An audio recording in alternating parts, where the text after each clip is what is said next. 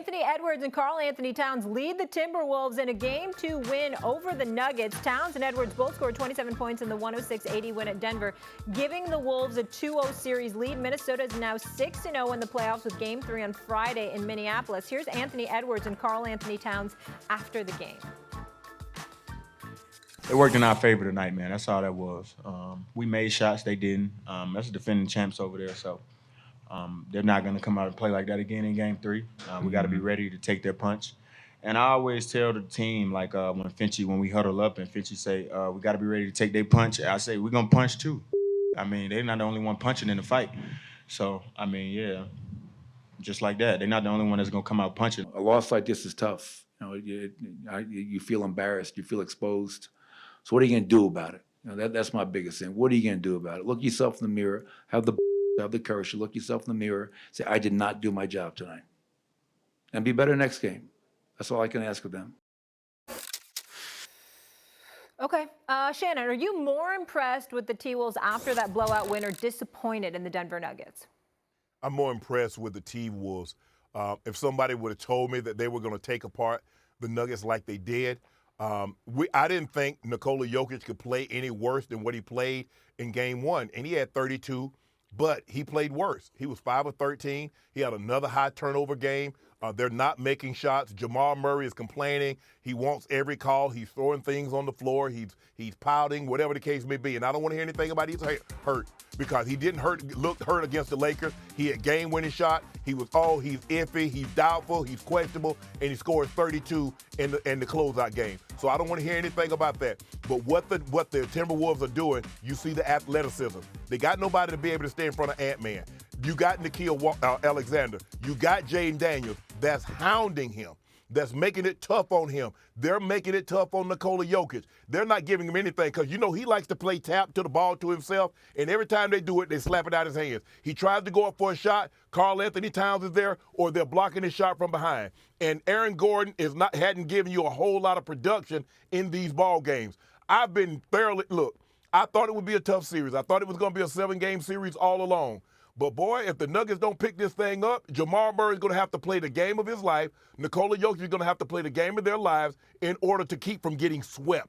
I'm way, way more impressed with the way the Timberwolves have played as opposed to disappointed with how the Nuggets have played. Did I think the Nuggets are going to score 80 points again? But I'm not so sure if they score 110, they could beat the Timberwolves because the Timberwolves just look that much quicker than what the Nuggets look right now. Go ahead, Lex. Oh, I thought they said you were going to be next. That's fine. No, go ahead. Right, I'm gonna let you go, my brother. That's fine. I couldn't possibly agree more with what Shannon just said. And look, there's a lot there with Denver we can get into, but this is all about what Minnesota did to them, particularly in the first half of this game. Look, I've been doing this a long time, man, watching a lot of great defensive teams. I even go back to some of the teams I played against defensively, the mid-'90s Bulls, the mid-'90s Knicks, the Pacers of that era, the San Antonio Spurs teams, the Golden State Warriors teams that were winning championships. I'm talking about the top defensive teams in the league. I do not recall ever seeing a team on the level of the Denver Nuggets get dominated to that extent in the first half of that game. It was an absolute emasculation. That's literally what I was watching because they couldn't control the ball off the dribble. They couldn't complete passes. They couldn't get on the offensive glass. Every single shot they took was contested by multiple defenders.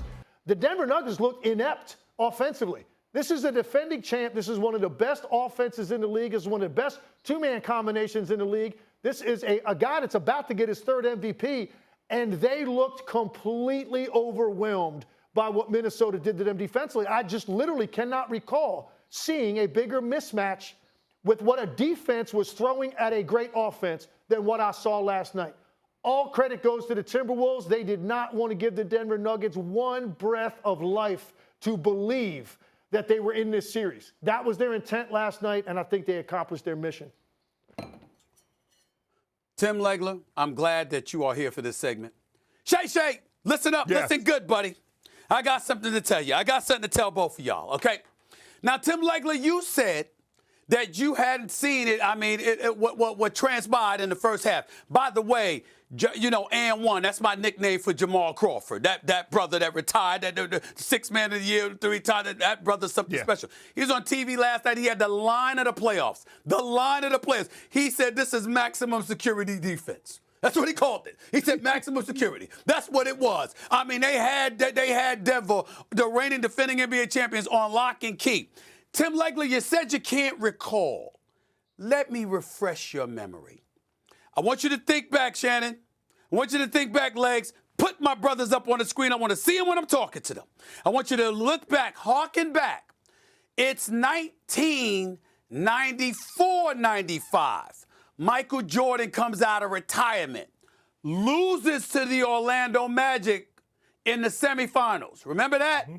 Yeah. Remember when he got a couple of turnovers? Remember when they were big up in Nick Anderson? Remember when they ended up carrying Horace Grant, who was a former Bull and now became an Orlando Magic, and they carried him off the court like he was Rocky? Remember all of that? Yeah. And then in the offseason, they went and they got Rodman. They come back for the 1995-96 season. They get to the conference finals against those same Orlando Magic.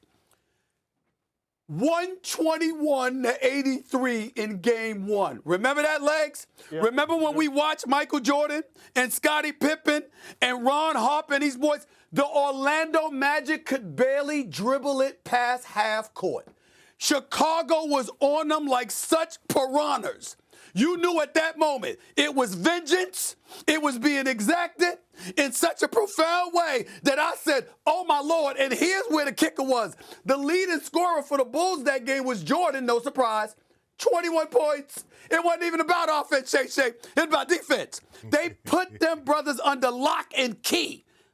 That's what I saw last night. Yes. Denver couldn't do nothing.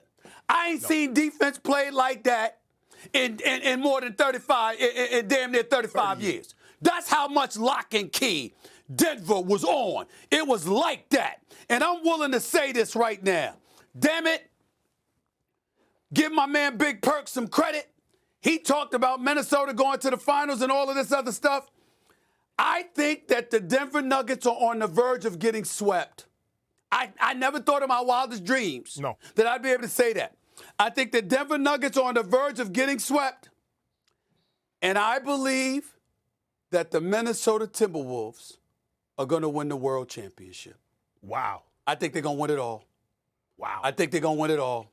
I'm looking at what I'm looking at. I'm looking at Tim Legler. Put Tim Legler on that screen. I need my basketball guy right there with my man Shay. I'm going to say it again. I'm looking at Anthony Edwards. I'm not saying he's Jordan. Nobody's comparing, like, he's got a lot to prove. But when you saw Jordan and you saw Kobe, that's what you see right now. And that killer instinct. I'm looking at a Karl Anthony Towns. The brother was averaging 19. He dropping 27. He's sitting there shooting threes and posing. But Jamal Murray tried to elbow him. He pulling up from the right corner, then looking at him, getting stuff thrown on the court that he damn near tripped over and still draining more threes. I'm watching Naz Reid. I'm watching Alexander Walker. I'm watching the leadership of Conley. I'm watching a coach with a cracked patella on crutches, okay, with his assistant running the damn show. And these brothers are just putting it on, folks. I have not seen a defense like that, like what I saw in the first half last night. As great as Boston is defensively, it's going to require every bit of greatness from the Boston Celtics. Dallas or OKC, good luck, because I'm looking at this team without Rudy Gobert. Forced them to 35% shooting. 30% shooting from three-point range. Jamal Murray couldn't get off. Aaron Gordon couldn't get off. Jokic couldn't get off, and he looked exhausted. Kentavious Caldwell-Pope, Mr. Model Citizen, arguing with officials. I mean, Mike Malone getting in official's face. Could have been ejected. He should have got at least the tech. And I did mad love. That's right. Mad love and respect to the Denver Nuggets. They're the reigning defending champions. They're legit. But something special has developed in Minnesota. I got the Minnesota Timberwolves winning it all, man. Wow. I got them winning it all right now. That's what I'm seeing. Legs, you and Stephen, correct me if I'm wrong. If you look at the way the Timberwolves are playing defense, they're challenging everything. They're not letting Nikola Jokic walk him down. They're punching he gets a couple of dribbles, they'll reach in and try to punch it from the back. Or they'll come with the double. You see Naz Reid block him twice. He gets the ball back, there's somebody else to block it from the back. They're challenging every single thing. They say, we're going to give up nothing cheap.